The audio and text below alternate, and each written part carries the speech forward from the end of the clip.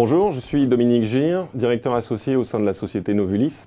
On va parler aujourd'hui du développement de la relation client grâce aux magasins connectés. On va partir d'un constat. Aujourd'hui, la majorité des Français ont un smartphone et la majorité également prépare leurs achats sur le web avant de venir sur un point de vente. Également, la grande majorité préfère se passer d'un vendeur. Ils sont déjà bien informés avant de venir sur le lieu de vente. Et enfin, le tiers n'achètent pas sur le point de vente ce qu'ils ne trouvent pas et donc ils vont le chercher sur Internet. Alors les attentes aujourd'hui pour la plus grande partie d'entre nous, en ce qui concerne le point de vente, tout d'abord, c'est de se repérer et de trouver plus facilement les produits. Le deuxième point qui arrive assez souvent, c'est de pouvoir consulter le catalogue produit. Et le dernier point sur le point de vente, c'est de gagner du temps.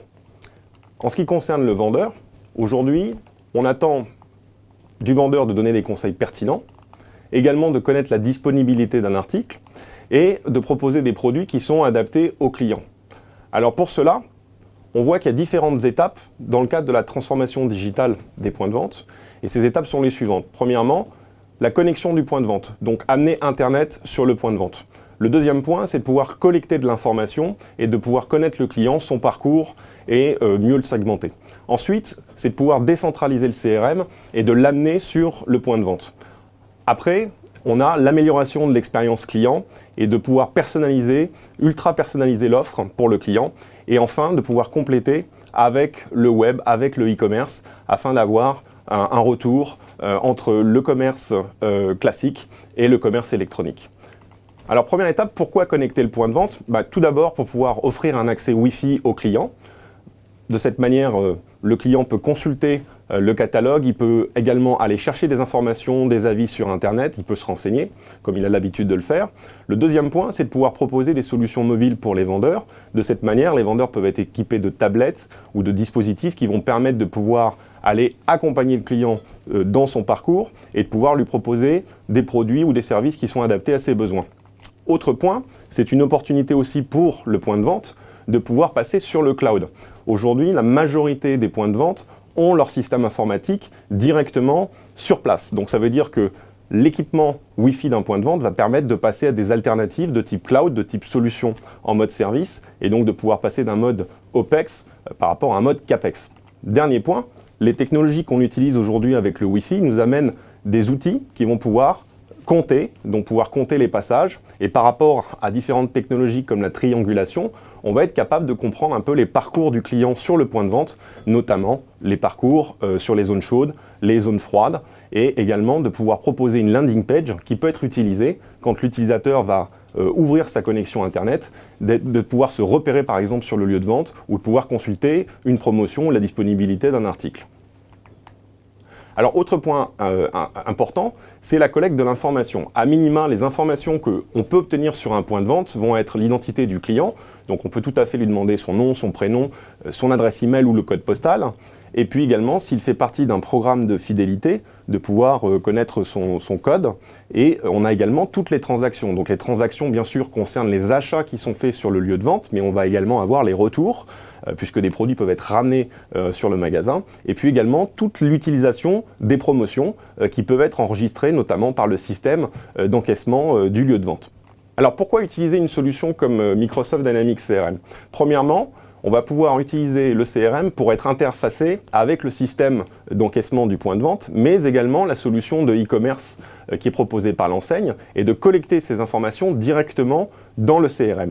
Deuxième intérêt, c'est d'avoir une vision également des points de vente. Le CRM va permettre de consulter de l'information sur le lieu de vente, de disposer d'informations qu'on ne peut pas forcément trouver dans les systèmes d'information, typiquement la surface de vente, la proximité, la zone de chalandise. Et également, on va pouvoir disposer d'une vision client unique et donc de disposer de toutes les informations sur les transactions, la segmentation et également toutes les données qualifiantes du client dans une seule et même interface. Dernier point, le CRM va nous permettre de gérer, d'automatiser les campagnes marketing, comme ce qu'on pourrait attendre d'une solution de CRM, et après, derrière, d'être en capacité de pouvoir organiser des campagnes de marketing direct ou des opérations beaucoup plus importantes avec des événements régionaux, nationaux, qui seront coordonnés avec les différents points de vente. Alors, qu'est-ce qu'on peut attendre derrière de la fiche client CRM ? On a une démonstration ici où on peut illustrer comment la solution Dynamics CRM peut nous permettre de restituer des informations d'un client par rapport à des données qui ont été collectées justement à partir du web et également à partir du point de vente. Sur cette fiche client, ce qu'on peut voir, c'est que j'ai une fiche synthétique qui va me permettre de consulter très rapidement, en plus des informations administratives de mon client, des informations sur son historique, sur son magasin de création, sur son magasin habituel, sur sa carte privilège, les coupons qui ont pu lui être proposés. On va pouvoir également consulter toutes les interactions promotionnelles qui ont pu avoir lieu avec ce client et également les informations de type marketing et surtout les incidents et de pouvoir consulter les litiges et éventuellement les traiter entre le point de vente et le siège. Autre point intéressant, on va pouvoir dématérialiser les cartes de fidélité et les coupons. Alors quel est l'enjeu? C'est qu'on va pouvoir permettre au client de s'inscrire immédiatement sur le lieu de vente en utilisant son smartphone et en flashant par exemple un QR code sous la forme d'une PLV qui va lui permettre de créer une carte immédiatement.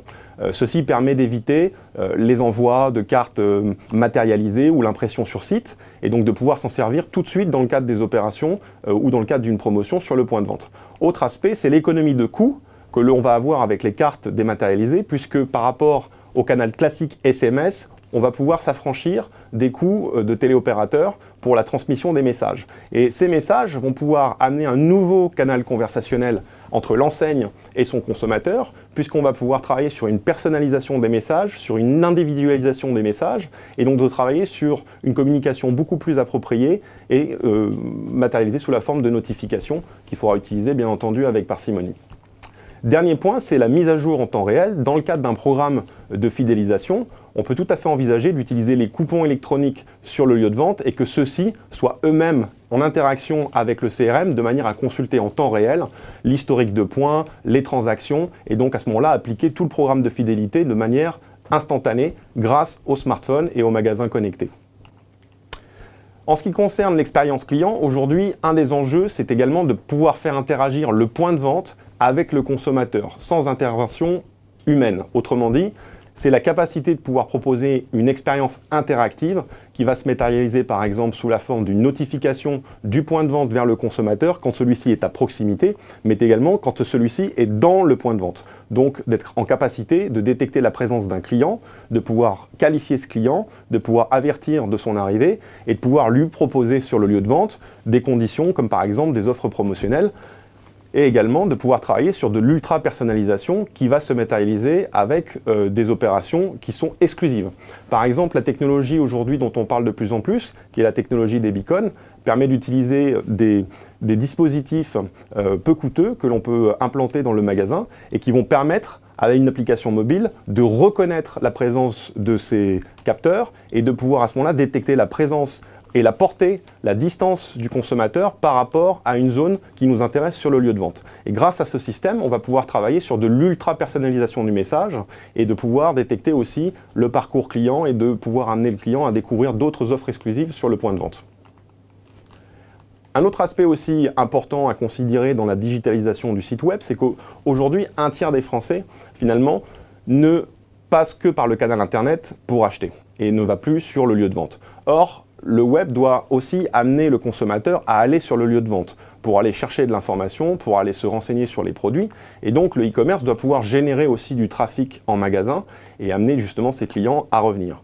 Mais à l'inverse, le magasin doit aussi amener le client à revenir sur le site web.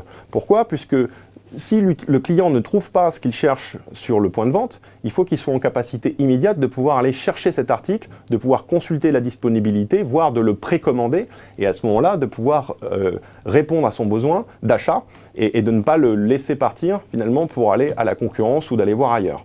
Autrement dit, on peut apporter une approche multicanale globale qui va être pilotée par le CRM et coordonnée grâce au CRM et de permettre l'interaction entre le point de vente physique et le site e-commerce. Merci de votre attention. Bien entendu, nous sommes là pour vous accompagner dans votre démarche de digitalisation de vos points de vente. Pour cela, on utilise l'approche suivante. Tout d'abord, un diagnostic sur différents axes, comme par exemple le réseau, votre programme CRM, votre programme de fidélité. Et puis, nous pouvons également vous accompagner dans la mise en place d'un POC pour évaluer la solution. Et après, vous fournir un livrable qui vous donnera une idée sur votre niveau de maturité, votre capacité à engager une transformation digitale. À bientôt.